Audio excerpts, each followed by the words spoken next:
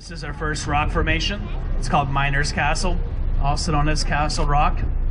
Formation's right around 75 feet high, and you can see the Park Service has erected a couple observation platforms.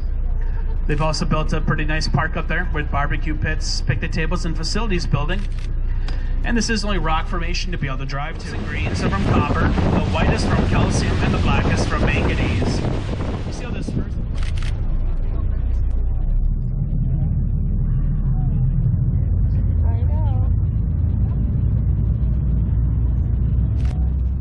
the Great Spirit.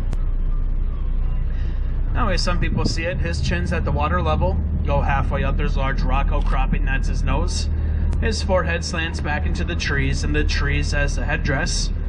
He's almost three-dimensional. Kind of see a jawline with an ear.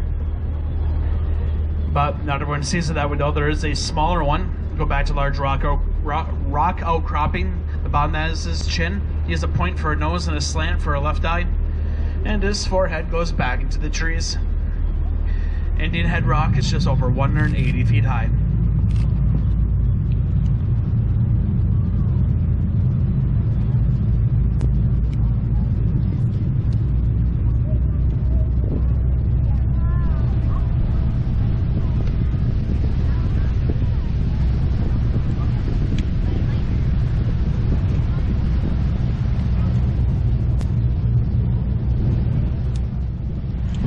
This large archway is known as Grand Portal.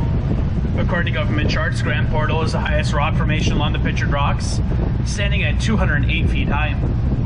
The formation itself used to be much larger. There used to be a series of caves and caverns. We saw connect to Grand Portal, next to that's where the boat is now, and used to cover an additional 6 acres, but that came crashing down in 1902. The cave you see underneath the archway, most of that came down about 25 years ago. Just take a small boat or kayak through there.